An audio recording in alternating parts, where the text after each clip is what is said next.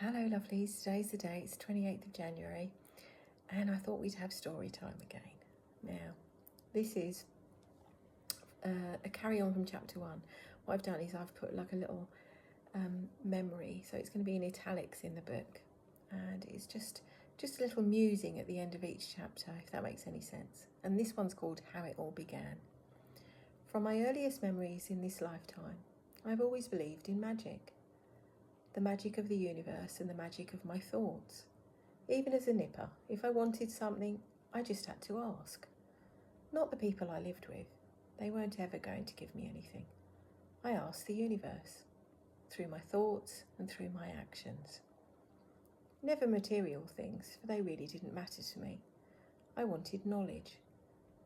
For as far as I could see, it was a superpower, and nobody could ever take that away from me. I realised that if I put my dreams out there, then did the work needed, to show the universe that I truly wanted it, they delivered. Who are they? I hear you asking. Well, they are everywhere, for we are all connected, and we all have our very own purpose. They are drawn to us as we raise our own vibrations and frequencies of energy. That's when they show themselves. After all, it only takes one person to believe in you, and the skies really do have no limits. For me, it was easy. Once I realised that I could create my own reality, that's exactly what I wanted to set out to do. Remembering time and time again my inner child, a girl that I had buried so deep, I had forgotten what she wanted. The books that I read as a child were a retreat within, the place I found happiness and the place that bolstered hope. My faith in my journey spurring me on day after day, no matter the trials or the tribulations that the universe brought through me.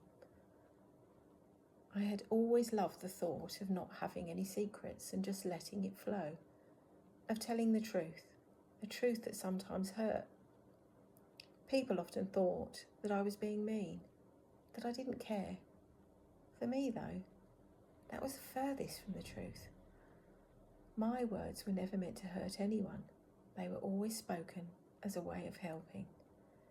Sharing my energy and using my intuition, I could activate a sense of change and bring forth the power in another to heal their own soul. Nobody knew I could do it, but do it I did. An inbuilt gift passed down through generations, its uniqueness mine and mine alone. Remembering now a collision with another. You're a medium, my love, the lady with the black hair told me.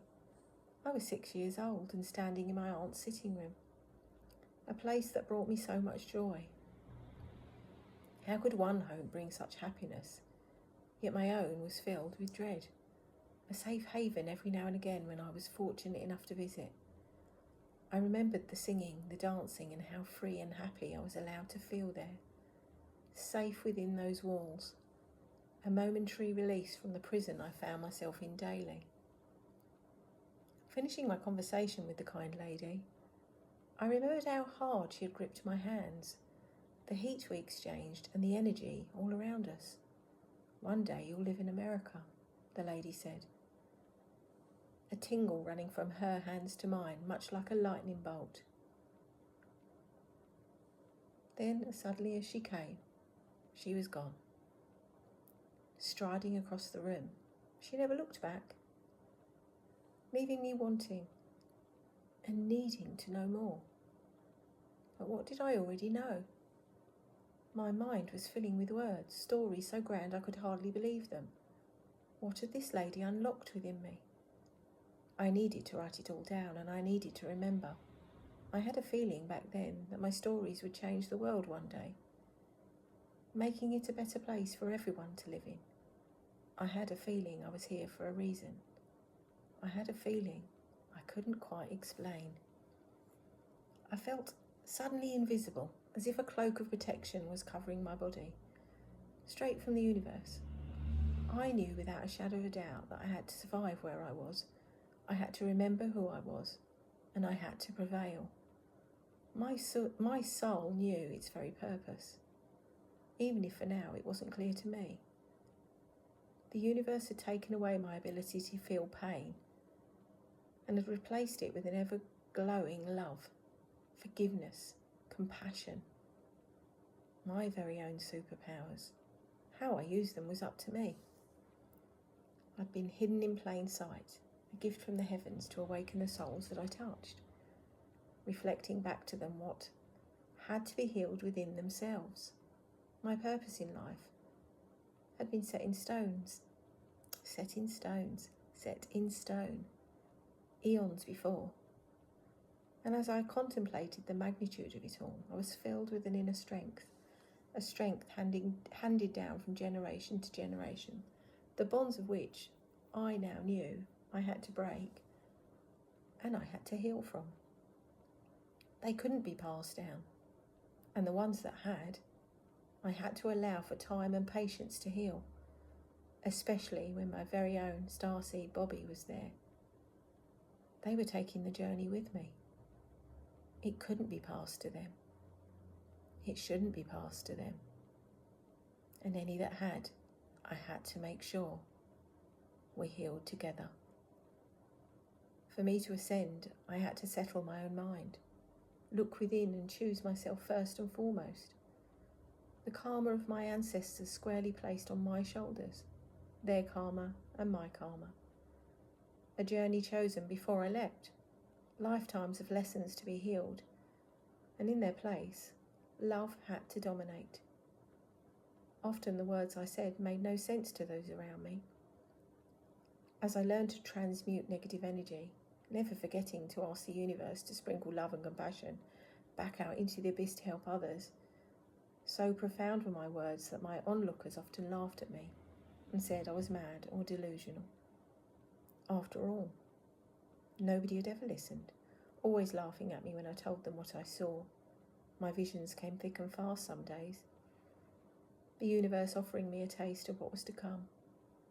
The sad thing was, though, the more they laughed, the less I shared. Eventually I stopped talking altogether. Eventually I kept them inside. And eventually I learned to be silent. Well, that was then, and this is now.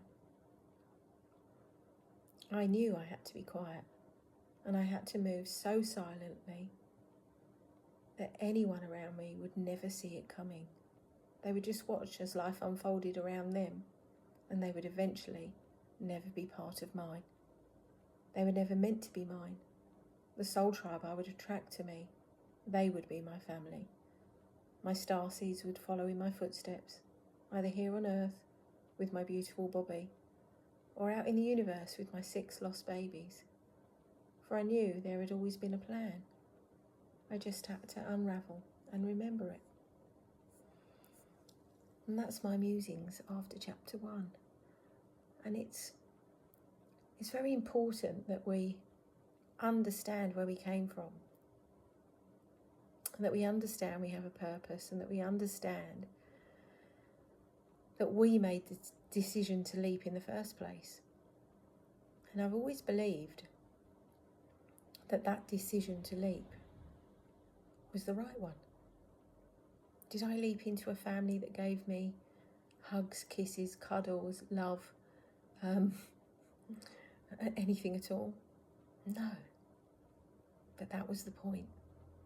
That was the point in order to learn, in order to get to where I am today. Because without all those lessons, and without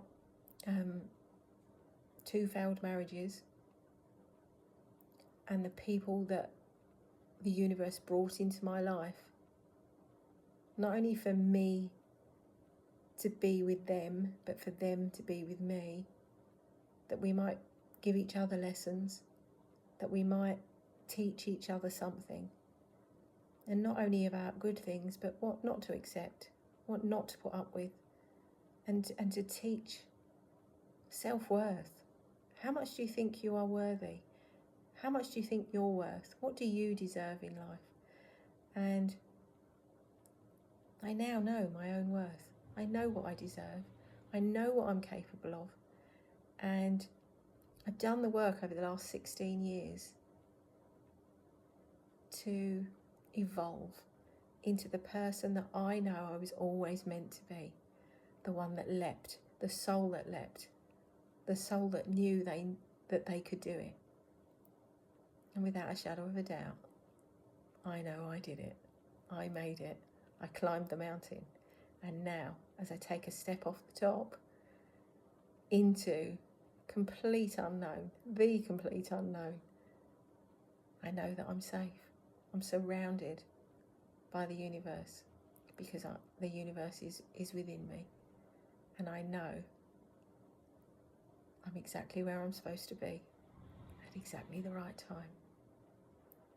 So, my lovelies, thank you for tuning in. I hope you liked my next instalment, and I hope that it brings you a little peace, that it brings you to an understanding to why we all have the life that we find ourselves in. And I truly believe that when my soul leapt, it leapt so that I could get to exactly where I am now.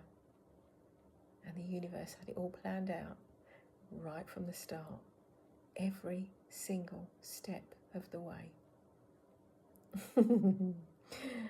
So I hope you have a wonderful, wonderful evening. Don't forget to smile, because you truly never know who might need one. And if you can help another human in any way, shape or form, even a little tiny bit, you never know whose life you might change. Sending you lots and lots of love.